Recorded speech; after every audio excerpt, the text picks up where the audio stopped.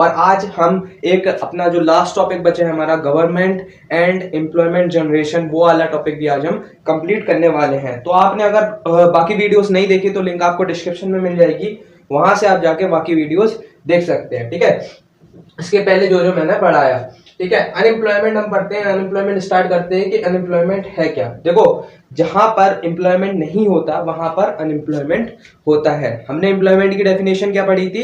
Employment is a situation in which a worker who is willing to work get a work, in this situation is known as employment. ठीक है, ये employment की definition पढ़ी थी। इसी की opposite है हमारी अनएम्प्लॉयमेंट की डेफिनेशन। अनएम्प्लॉयमेंट डेफिनेशन क्या है? It is a situation in which a worker who is willing to work is not getting and become unemployed. इस सिचुएशन को हम बोलते हैं अनएम्प्लॉयमेंट। ठीक है, एक वर्कर है, उसको वो काम करना चाहता है लेकिन वो काम नहीं कर रहा, उसको काम नहीं मिल रहा, वो किसी काम में एम्प्लॉयड नहीं हो पा रहा।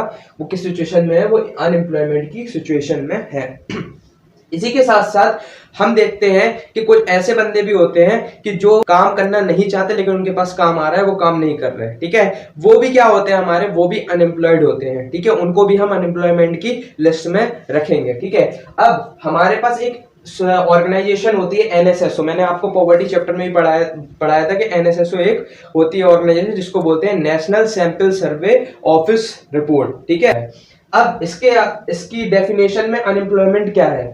It is a situation in which all those who own to lack of work are not working but either seek work through unemployment exchange, intermediaries, friends and relatives, or by making applications to employers or express their willingness or availability of work under the prevailing condition। अब ये तो बहुत बड़ी definition हो गई। इस definition को आपको एग्जाम में नहीं लिखना है, इस डेफिनेशन को मैंने सिर्फ समझाने के लिए बताया है। तो अनएम्प्लॉयमेंट की सिचुएशन क्या है? वो सिचुएशन जहां पर एक पर्सन है, वो काम करना चाहता है लेकिन उसको काम नहीं मिल रहा, तो वो किसके जरिए काम ढूंढ रहा है? एम्प्लॉयमेंट एक्सचेंज के जरिए काम ढूंढ रहा है। वो इंटरमीडिएटरीज के जरिए, मतलब कि जो हमारे मिडिल मैन है उनके जरिए, मतलब कि कोई किसी के सिफारिश के द्वारा, किसी के सोर्स लगा के उसके जरिए। तीसरी चीज हमारी फ्रेंड और रिलेटिव्स के जरिए एम्प्लॉयमेंट ढूंढ रहा है। फिर उसके बाद मेकिंग एप्लीकेशन टू एम्प्लॉयर्स, जो जॉब एप्लीकेशंस होती हैं उनके जरिए। फिर उसके बाद विलिंगनेस और अवेलेबिलिटी ऑफ वर्क, वो चाहता है, वो उसको विलिंगनेस रखता है और उसको अवेलेबिलिटी ऑफ वर्क चाहिए अंडर प्रिवेलिंग कंडीशंस। इन सारी चीजों को देखते हुए गवर्नमेंट ने एक डेफिनेशन बनाई जिसको उसने बोला अनएम्प्लॉयमेंट। और उस सिचुएशन में जो बंदा है, जो वर्कर है, वो क्या है? अनएम्प्लॉयड है। अब हम ये देखते हैं कि जो अनएम्प्लॉयमेंट का जो डाटा है हमारा, वो हमारा कहां कहां से आता है, ये भी हमें जानने के लिए बहुत ज्यादा जरूरी है। कुछ एग्जाम्स में पूछा भी जाता है कि what are the sources of unemployment, unemployment कहां से मिलता है हमें, उसके बारे में पूछा, तो उनके ऑर्गेनाइजेशन के बारे में पूछ लिया जाता है। ठीक है, तो उनके बारे में हम पढ़ते हैं। देखो, सोर्सेज ऑफ अनएम्प्लॉयमेंट के बारे में अगर हम देखें तो हमें सबसे पहली चीज तो हमारे जो सेंसस होता है हमारे 10 साल के अंदर, उन सेंसस से हमें पता लगाया जाता है। ठीक है, इसलिए report of census of India. दूसरी चीज एनएसएसओ रिपोर्ट के हिसाब से, मतलब कि national sample survey office report के हिसाब से भी यहाँ पर पता लगाया जाता है। तीसरा जो है annual report of periodic labour force survey, जो हमारी जो मतलब लेबर्स के लिए ही, जो हमारे लेबर होते हैं उनके लिए ही एक रिपोर्ट बनाई जाती है एनुअली। ठीक है, 10 साल में नहीं, एनुअली रिपोर्ट बनाई जाती है, उससे भी पता लगाया जाता है कि कितने लोग अनएम्प्लॉयड है। उसके बाद चौथा आता है हमारा एम्प्लॉयमेंट एक्सचेंज, जहां से हमें एम्प्लॉयमेंट जनरेट होता है, वहां से भी अनएम्प्लॉयमेंट की रिपोर्ट हमें मिलती है। ठीक है, एम्प्लॉयमेंट एक्सचेंज खुद बनाता है। अब अगर हम 2011-12 में देखें तो हमारा जो अनएम्प्लॉयमेंट रेट था वो 8.9% था, लेकिन 2020-21 के अभी जो हम देख रहे हैं उसमें 7.11% है। ये गवर्नमेंट ने नहीं इशू करा है, लेकिन जो बाकी जो इकोनॉमिस्ट होते हैं वो उनके हिसाब से 7.11% यहाँ पर देखने को मिला है। ठीक है, तो ये था हमारा अनएम्प्लॉयमेंट के सोर्सेस। अब हम पढ़ते हैं कि अनएम्प्लॉयमेंट होते कितने टाइप्स के हैं।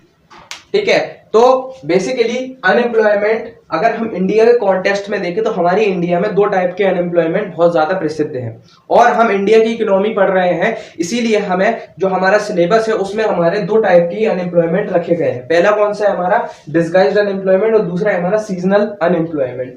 डिस्गाइज्ड अनएम्प्लॉयमेंट और सीजनल अनएम्प्लॉयमेंट मैंने आपको पॉवर्टी चैप्टर में ही पढ़ा रखा है, और वहां पर भी आपको दोनों समझाए थे।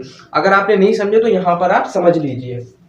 ठीक है, ठीक है। डिस्गाइज अनएम्प्लॉयमेंट का मतलब क्या होता है? डिस्गाइज अनएम्प्लॉयमेंट का मतलब है वो सिचुएशन जहां पर जितना काम है उतने काम में जितने वर्कर काम कर रहे हैं उससे ज्यादा उसमें वर्कर है एम्प्लॉयड, उस सिचुएशन को बोलते हैं हम disguise unemployment. The situation in which in a work the worker needed, उस नीड से भी ज्यादा वर्कर वहां पर काम कर रहे हैं, उस सिचुएशन को हम बोलते हैं डिस्गाइज अनएम्प्लॉयमेंट। फॉर एग्जांपल, अगर एक लैंड है वहां पर आपको 10 वर्कर चाहिए फॉर द कल्टीवेशन और 10 वर्कर से ज्यादा 20 वर्कर वहां पर काम कर रहे हैं, तो वो 20 वर्कर जो 10 वर्कर एक्स्ट्रा आ गए वो कहां से आ गए? वो अनएम्प्लॉयमेंट की वजह से आ गए वहां पर वर्क करने। तो इस सिचुएशन को बोलते हैं हम डिस्गाइज्ड अनएम्प्लॉयमेंट। दूसरी सिचुएशन आती है हमारी सीजनल अनएम्प्लॉयमेंट। जैसे कि आप इसका नाम देख रहे हैं सीजनल, सीजनल का मतलब हो गया मौसम के हिसाब से।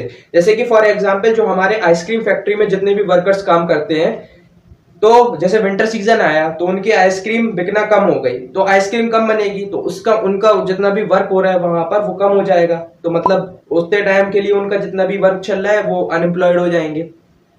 फिर से जब गर्मी का सीजन आ जाएगा तब फिर से वो एम्प्लॉयड हो जाएंगे। तो इस वजह से जो है सीजनल एम्प्लॉयमेंट यहाँ पर होता है। ठीक है, दो टाइप के हमारे इंडिया में डिस्गाइज्ड अनएम्प्लॉयमेंट और सीजनल एम्प्लॉयमेंट होते हैं।